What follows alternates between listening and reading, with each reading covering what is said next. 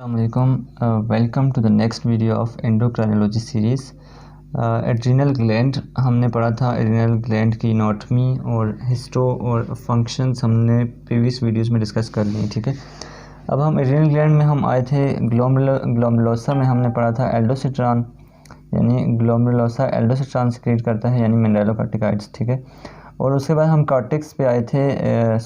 Cortex का the next part है which is called fasciculata, zona fasciculata which is shown green here and it secrete glucocorticoids. And glucocorticoid में हमारे पास mainly cortisol है। Cortisol के functions और वो बाकी कॉर्टिसोल की सेंथिसिस वगैरह हमने बैक वीडियोज़ में डिस्कस कर ली है। अब हम आते हैं कॉर्टिसोल की रेगुलेशन की तरफ, ठीक है। रेगुलेशन का मतलब है कि कौन सी ऐसी स्टिमुलाई होंगी जो कि हमारे पास कार्टिकोट्रोपिन रिलीजिंग हार्मोन को रिलीज़ करेंगी, फिर एसीटीएच को रिलीज़ करेंगी, और कौन कौन सी स्टिमुलाई होंगी जो हमारे पास इस जोना फेसिकुलेटा पे एक्ट करेंगी, और कौन से मैसेंजर सिस्टम होंगे, ऐसा मैसेंजर सिस्टम कौन सा रिसेप्टर होगा, ये चीज़ें हम डिस्कस करेंगे, ठीक है। सबसे पहले हम ये देखते हैं कि यहाँ पर क्या होता है कि जो हाइपोथैलेमस है उसमें पैरावेंट्रिकुलर न्यूक्लियस होता है, ठीक है। पैरावेंट्रिकुलर न्यूक्लियस क्या रिलीज़ करेगा हमारे पास, इसके जो हमारे पास नर्व एंडिंग्स होगी वो हमारे पास मीडियन एमिनस में होगी, और यहाँ ये क्या रिलीज़ करेगा, corticotropin releasing hormone, corticotropin releasing hormone, ठीक है। ये रिलीज़ करेगा और यहाँ से primary capillary plexus come towards the interior pituitary where there is secondary capillary plexus, and यहाँ पे कार्टिकोट्रोफ्स को ये स्टिमुलेट कर देगा, ठीक है। और कार्टिकोट्रोफ्स हमारे पास ACTH रिलीज़ करेंगे, ACTH, ठीक है। अब हम ये देखते हैं कि इसकी स्टिमुलाई क्या क्या है, ठीक है, यानी कार्टिकोट्रोफ्स कब रिलीज़ होगा। तो कार्टिकोट्रोफ्स हमारे पास, कार्टिसोल का क्या फंक्शन होता है, हमारे पास ब्लड ग्लूकोज लेवल को ज़्यादा करता है, ठीक है। तो ऑब्वियसली जब हमारे पास हाइपोग्लाइसीमिया होगा तो ये उसके लिए एक स्टिमुलाई है, ठीक है। या हमारे पास कार्टिसोल का लेवल कम है तो क्योंकि नेगेटिव फीडबैक मैकेनिज्म करते होता है, यानी जब कार्टिसोल का लेवल हमारे पास यहाँ से अगर हम कार्टिसोल का लेवल ज़्यादा होगा तो this is the negative feedback for this and for this to interior pituitary पे भी एक्ट करता है कि वो हमारे पास नेगेटिव फीडबैक के थ्रू कार्टिसोल का लेवल इंक्रीज़ हुआ तो इनकी प्रोडक्शन डिक्रीज़ करवाएगा। तो ऑब्वियसली कार्टिसोल का लेवल डिक्रीज़ होना हमारे पास उसके लिए एक स्टिमुलाई है, यानी डिक्रीज़ होते हैं तो वो स्टिमुलाई प्रोड्यूस करते हैं, ठीक है। इसके अलावा सबसे बेस्ट स्टिमुलाई है हमारे पास फिजियोलॉजिकल स्टिमुलाई में हमारे पास स्ट्रेस आता है, मेंटल कंडीशन, स्ट्रेस या कोई भी हमारे पास एक्साइटमेंट वगैरह की कंडीशंस होती हैं ना, ये हमारे पास इसकी सिक्रीशंस में हेल्प करती हैं।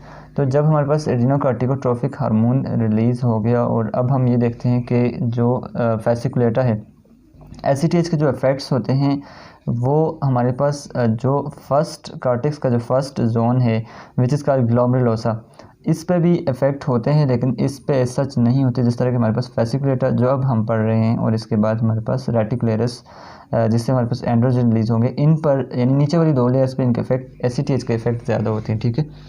एसीटीएच किस तरह एक्ट करेगा, एसीटीएच के रिसेप्टर्स कौन से होंगे, ठीक है। तो ये हमारे पास क्या है, हमने एक कार्टेक्स का सेल लिया हुआ है, कार्टेक्स में कौन सा जोन है, फेसिकुलेटा जोन का एक सेल लिया हुआ, ठीक है। तो इसके जो हमारे पास रिसेप्टर होते हैं वो हम सपोज कर लेते हैं कि ये 7 पास रिसेप्टर है which is called ji protein couple receptor. तो एसीटीएच अपना काम जी प्रोटीन कपल रिसेप्टर के थ्रू चला के एट द एंड क्या प्रोड्यूस करना है, इसने हमारे पास कार्टिसोल प्रोड्यूस करना है, ठीक है। तो वो जो हमने सिंथेसिस के स्टेप पढ़े थे फ्रॉम कोलेस्ट्रॉल टू द, हमारे पास क्या था, प्रेग्निनोलॉन से होते हुए एट द एंड हमारे पास कार्टिसोल सपोज आया है। तो इसमें जितने भी एंजाइम हैं उनको ये कैसे यानी एक्टिवेट करेगा, ये हमारे पास सपोज एसीटीएच रिसेप्टर ने एक्टिवेट किया है, जी प्रोटीन एक्टिवेट हुई है, उसने एडिनाइल साइक्लेज एक एंजाइम होता है, एडिनाइल साइक्लेज को एक्टिवेट किया। एडिनाइल साइक्लेज क्या करता है कि जो हमारे पास एटीपीज पड़े होते हैं साइटोप्लाज्म में, इनको CAMP का लेवल इंक्रीज़ करता है, और CMP प्रोटीन काइनेज ए, और प्रोटीन काइनेज ए आगे फॉस्फोराइलेशन करेगा डिफरेंट एंजाइम की, इसके जो पाथवे के जो डिफरेंट एंजाइम होंगे डिफरेंट स्टेप पर, ठीक है, उनकी फॉस्फोराइलेशन करके उनको एक्टिवेट करेगा, और एट द एंड हमारे पास कार्टिसोल आएगा, ठीक है। अब हम ये देखते हैं कि कार्टिसोल किस चीज़ पे एक्ट करता है, और कार्टिसोल हमारे पास उसकी स्टिमुलाई यानी कार्टिसोल के टारगेट सेल्स कौन से हैं, ठीक है। कार्टिसोल के हमारे पास जो रिसेप्टर्स हों तो लिवर इसका हो सकता है, यानी लिवर हो सकता है, और इसके अलावा एडिपोज टिश्यूज़ होंगे, और इसके अलावा मसल्स हमारे पास हो सकते हैं, इसके टारगेट सेल्स जो भी होते हैं, ठीक है, कार्टिसोल के टारगेट सेल्स। तो यानी लिवर में हमने इस फंक्शंस में पढ़ लिया था कि लिवर में क्या क्या फंक्शन करता है, एडिपोज टिश्यूज़ इसके टारगेट सेल्स उनमें भी हमने पढ़ लिया, इसके अलावा मसल्स हैं, ठीक है। अब हम इनका एक सेल लेते हैं डस्टर की तरह। तो अब हम इन यानी जो टारगेट है इनका एक सेल ले लेते हैं और इसका हमारे पास मैकेनिज्म देख लेते हैं, ठीक है। अगर आपने हमारी वो एल्डोस्टेरॉन वाली उसके मैकेनिज्म वाली वीडियो देखी हुई तो ये बिल्कुल उसके सेम है, क्योंकि स्टेरॉइड हार्मोन जितने भी होंगे, सपोज करते हैं कि ये हमारे पास एडिपोज टिश्यू का कोई सेल है, ठीक है। इसमें इसका मैकेनिज्म ऑफ एक्शन क्या हो सकता है कि ये हमारे पास क्या है कि स्टेरॉइड हार्मोन जितने भी होते हैं उनके जो रिसेप्टर्स होंगे ना, तो वो सेल के अंदर होंगे, ये सपोज करते हैं न्यूक्लियस है, ठीक है। तो ये चूँकि स्टेरॉइड हार्मोन एक कॉर्टिसोल है, ठीक है, तो सरफेस पे इसका रिसेप्टर यानी रेयर केसेस में होगा और ये डायरेक्ट अंदर सेल में एंटर होगा, ठीक है। सेल में एंटर होगा, इसके रिसेप्टर हमारे पास क्या होंगे, साइटोप्लाज्म में इसके रिसेप्टर्स होंगे। सपोज करते हैं कि ये इसका रिसेप्टर है, तो ये क्या कम्प्लेक्स बनेगा, वही रिसेप्टर, यानी कौन से रिसेप्टर होंगे, ग्लूकोकॉर्टिकॉइड रिसेप्टर्स होंगे, ठीक है। ग्लूकोकॉर्टिकॉइड रिसेप्टर और हार्मोन का कम्प्लेक्स बना, ये न्यूक्लियस में आया, इसने हमारे पास वहाँ क्या था कि मिनरलोकॉर्टिकॉइड रिस्पॉन्सिव एलिमेंट या हमारे पास एल्डोस्टेरॉन रिस्पॉन्सिव एलिमेंट था, यहाँ ग्लूकोकॉर्टिकॉइड रिस्पॉन्सिव एलिमेंट था, ठीक है।